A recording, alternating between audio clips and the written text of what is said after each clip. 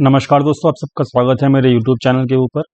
दोस्तों हमारी कल बात हुई थी डाटा पॉइंट्स के बेसिस के ऊपर कि यहाँ पर जो कॉल राइटिंग की हुई है वो मार्केट के अंदर इस वीक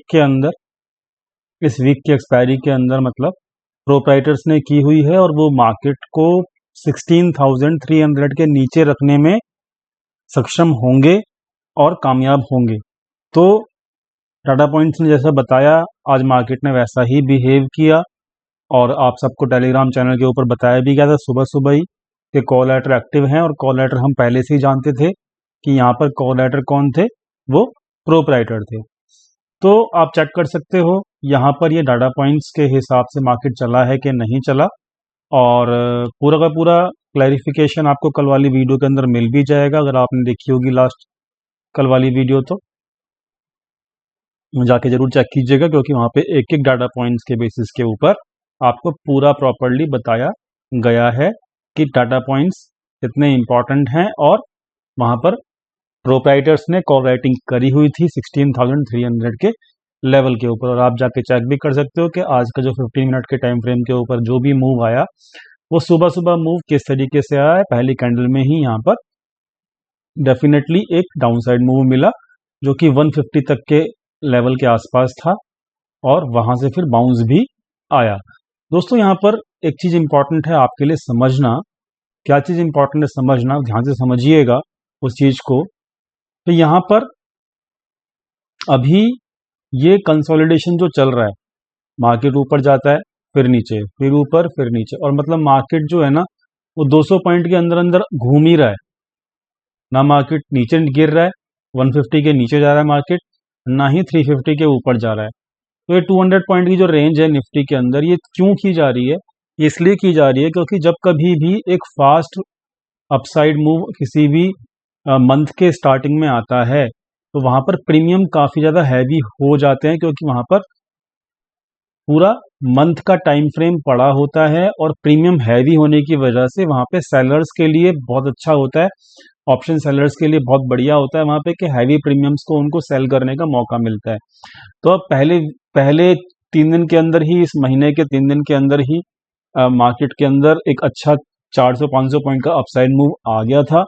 और अब सेकंड वीक जो है वो पूरा का पूरा, क्योंकि प्रीमियम्स हैवी हो चुके थे 2 से 3 तारीख के अंदर अंदर ही पूरे महीना पड़ा था मंथली एक्सपायरी की अगर हम बात करें तो यहाँ पर उन प्रीमियम्स को रिड्यूस करने के लिए मार्केट को एक छोटी रेंज के अंदर रखा होना बहुत जरूरी है, जो कि हो भी रहा है। मतलब इसमें कोई सरप्राइजिंग वाली बात नहीं है, और ऑप्शंस का प्रीमियम को रिड्यूस करने के लिए ये जरूरी भी है कि यहाँ पर ये जो प्रीमियम्स को रिड्यूस करना है अगर, तो बहुत जरूरी है कि यहाँ पर इस मार्केट को कुछ दिनों के लिए यहाँ पर रेंज में रखा जाए। दोस्तों अभी भी मार्केट रेंज में ही चल रही है, और अगर आप वनडे की बात करें तो वनडे की बात अगर आप करोगे तो यहाँ पर आप चेक कर सकते हो तकरीबन 6 ट्रेडिंग सेशन हो चुके हैं। टोटल 6 ट्रेडिंग सेशन हो चुके हैं, और 6 ट्रेडिंग सेशन के अंदर मार्केट के अंदर केवल और केवल कंसोलिडेशन, या फिर आप कह सकते हो मार्केट रेंज बाउंड ही है। और रेंज बाउंड की सिचुएशन मार्केट के अंदर नीचे 16,150 की है और ऊपर 16,350 की है। अब देखिए यहाँ पर एक इंपॉर्टेंट चीज और है कि यहाँ पर लगातार जो 4 दिन की क्लोजिंग है, पिछले 4 दिन की क्लोजिंग आप चेक कर सकते हो। ये क्लोजिंग 238 पे हुई थी, सेकंड क्लोजिंग 258 पे हुई है, थर्ड क्लोजिंग जो है 280 पे हुई है, और आज की जो क्लोजिंग है वो 282 पे हुई है। यानी कि लास्ट 4 डेज की जो क्लोजिंग है दोस्तों वो कंसिस्टेंटली ऊपर ही हो रही है। अब ये ऊपर हो रही है तो इसका मतलब क्या है कि जो भी डिप आ रहा है वहां पे कोई ना कोई प्लेयर बाय कर रहा है, बड़ा प्लेयर डेफिनेटली वहां पे बाय कर रहा है। आप इक्विटी के डाटा जाके चेक कर सकते हो। इस महीने में अभी तक जितने भी ट्रेडिंग सेशन हुए हैं उसके अंदर अगर आप नेट बेसिस के ऊपर बात देखोगे करके तो वहां पर इक्विटी के अंदर बड़ा प्लेयर बाय कर रहा है नेट बेसिस के ऊपर।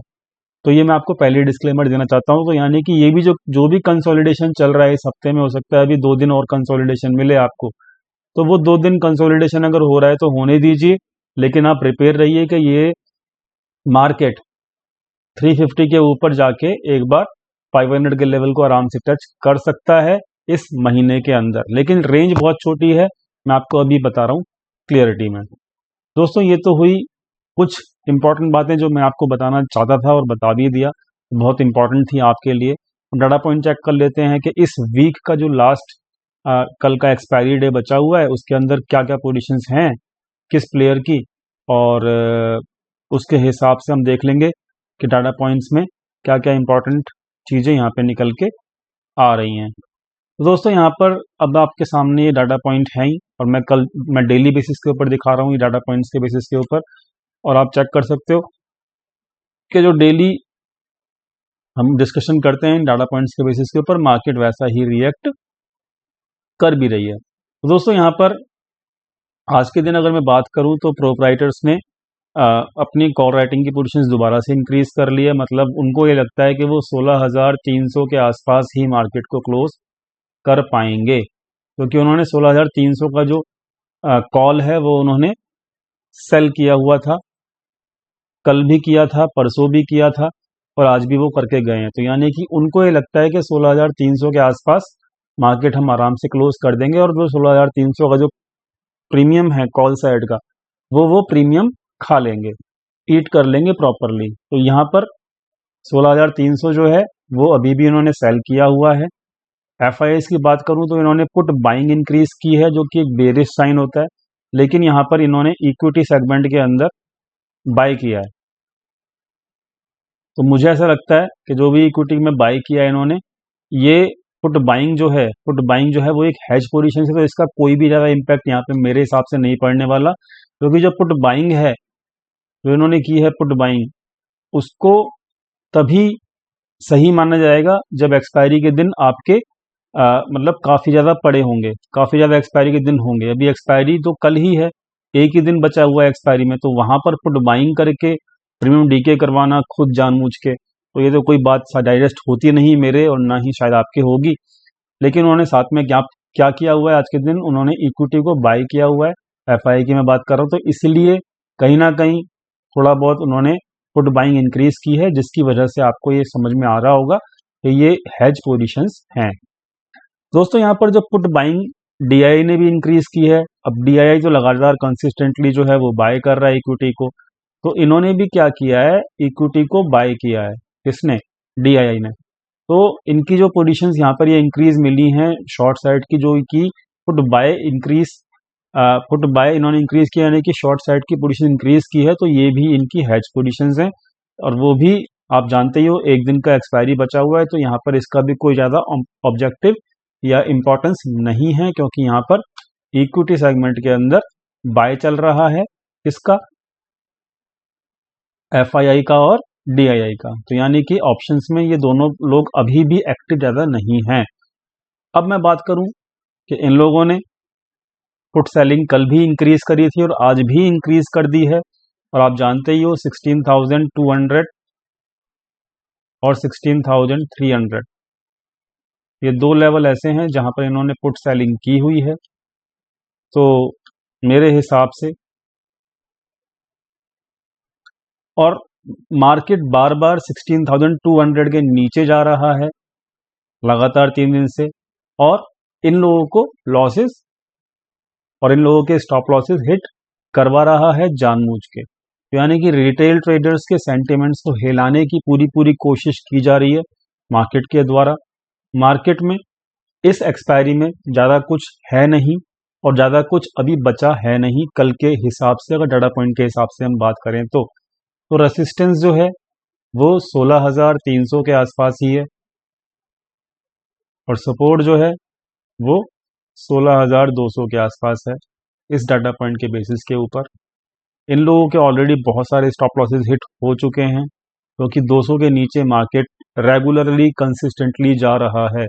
300 के ऊपर मार्केट सस्टेन नहीं कर पा रहा है, और 200 के ऊपर मार्केट बहुत स्पीड से जाता है, जिसकी वजह से रिटेल ट्रेडर्स अपनी पोजीशंस कंसिस्टेंटली उनके स्टॉप लॉसेस हिट हो रहे हैं। तो दोस्तों यहाँ पर अभी भी मेरा मार्केट का जो व्यू है वो डाटा पॉइंट्स के बेसिस के ऊपर, कल की एक्सपायरी के बेसिस के ऊपर यही है कि मार्केट अभी भी कंसोलिडेशन के अंदर ही, छोटी सी कंसोलिडेशन जो कि 200 से लेके 300 16,200 से लेके 16,300 पॉइंट की 100 पॉइंट की जो रेंज है उसके अंदर ही मार्केट कल भी घूम सकता है, और इसमें ज़्यादा कोई चेंजेस नहीं है।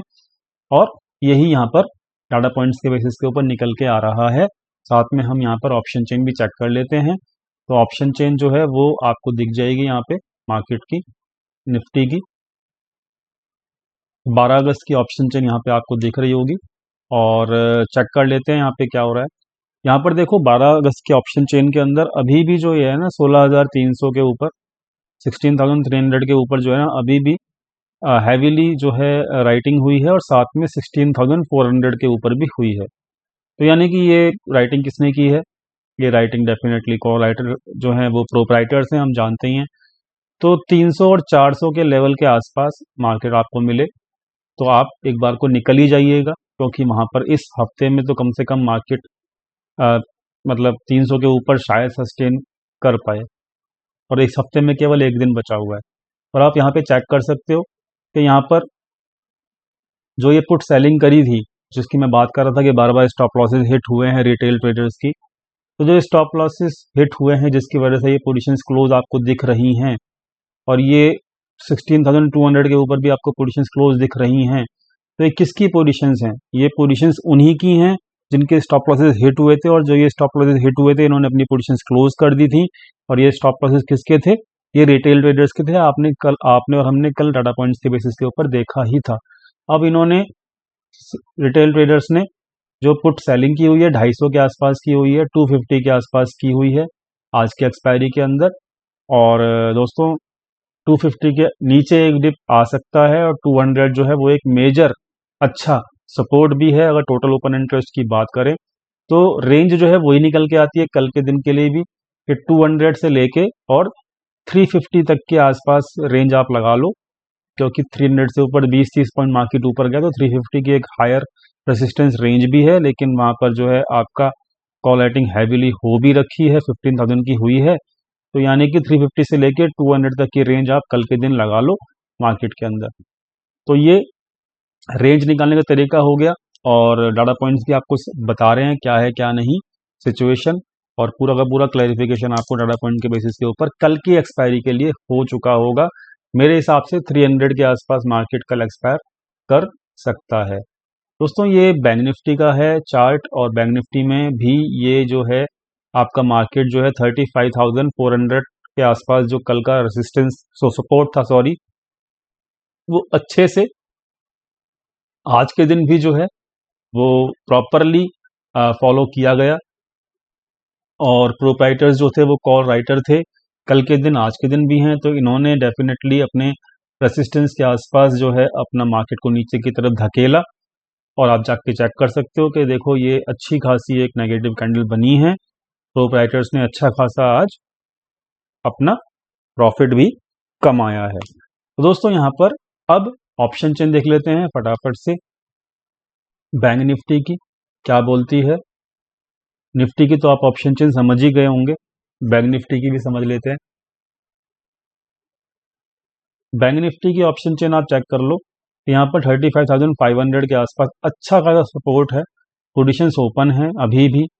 और यहाँ पर जो रेसिस्टेंस है वो आपको मिलेगा 36,000 के आसपास, अच्छा खासा 36,000 के आसपास। तो यानी कि वही रेंज है जो कि आज के दिन मार्केट ने फॉलो किया, 35,500 से लेके 36,000 के आसपास। तो जो आज के दिन हुआ वही कल के दिन हो सकता है, मतलब एक कंसोलिडेशन वाली मार्केट अभी भी अगले दिन के लिए तैयार है। आपके सामने डाटा पॉइंट ऐसा ही बता रहे हैं, और बस यही है कि ज़्यादा कुछ करने के लिए अभी नहीं है, और ज़्यादा कुछ मार्केट में अभी आपको इंडेक्स के अंदर नहीं मिलेगा।